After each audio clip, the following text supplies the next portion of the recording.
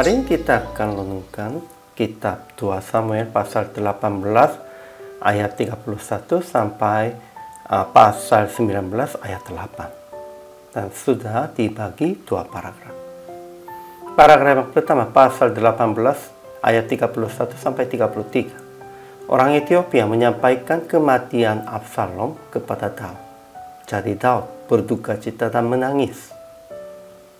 Paragraf yang kedua, pasal 19 ayat 1 sampai 8. Yoab masuk kepada Daud dan menasehati dengan keras. Jangan mempermalukan semua hamba-hambamu yang telah menyelamatkan nyawamu. Sehingga Daud keluar dan duduk di pintu gerbang.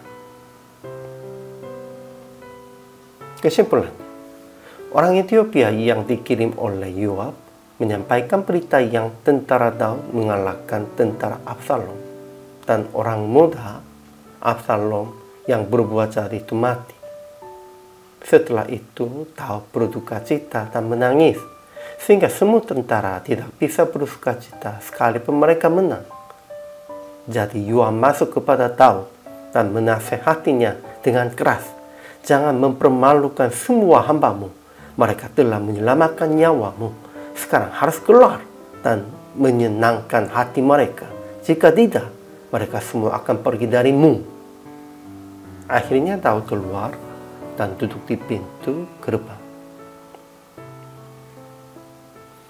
Ajaran tentang Allahnya, Tuhan memberi keadilan kepada Daud dengan melepaskan Daud dari tangan semua orang yang bangkit menentangnya. Itu sekarangnya dari tangan Absalom. Tetapi Daud tidak memuji Tuhan, tidak menyenangkannya juga. Hanya dia turut duka citanya karena anaknya mati. Itu tidak layak di hadapan Tuhan dan di hadapan orang-orangnya juga. Ajaran tentang manusianya.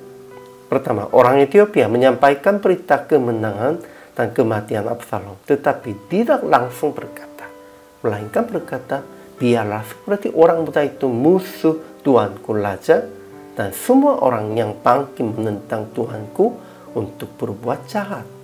Memang dia tidak berkatanya langsungnya, dia memang katakannya begitu, tetapi sudah menyampaikannya situasinya. Kedua, Daud yang mendengar berita yang Absalom mati itu berduka cita dan menangis. Tetapi akhirnya dia keluar dan duduk di pintu gerbang untuk memuji tentaranya yang menyelamatkan dianya. Itu penting. Daud memang di dalam hatinya ada duka cita pasti. Tetapi di luarnya dia harus sukacita dan harus menyenangkan semua tentaranya. Inilah tanggung jawab dan kewajiban bagi pemimpinnya. Ketiga, tentara Daud tidak bisa bersuka cita sekalipun mereka menang. Mereka masuk kota dengan diam-diam pada hari itu, sepertinya tentara yang kena malu kembali dengan diam-diam karena melarikan diri dari pertempuran. Itu juga semuanya kesalahan dari Daud. Keempat, Yoab masuk kepada Daud dan menasehatinya dengan keras. Jangan mempermalukan semua hambamu. Mereka telah menyelamatkan nyawamu. Sekarang harus keluar dan menyenangkan hati mereka. Jika tidak, mereka semua akan pergi darimu. Memang keras, namun itu layak. Memang dia sepertinya jarum kepada Daud. Memang sakit, tetapi karena dia Daud bisa langsung kembali kepada Tuhan dengan benar-benarnya.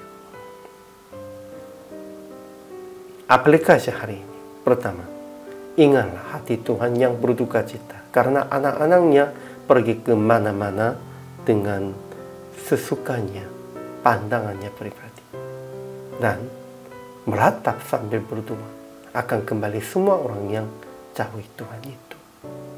Inilah semuanya tanggung jawab kewajiban kita. Kedua, nasihat dengan keras kepada pemimpin yang tidak peduli jemaat atau rombongannya. Karena kesulitan keluarga pribadi supaya mereka cepat melindungi orang-orang yang Tuhan serahkan kepadanya. Semua pemimpinnya harus menanggung jawab sebagai pemimpin.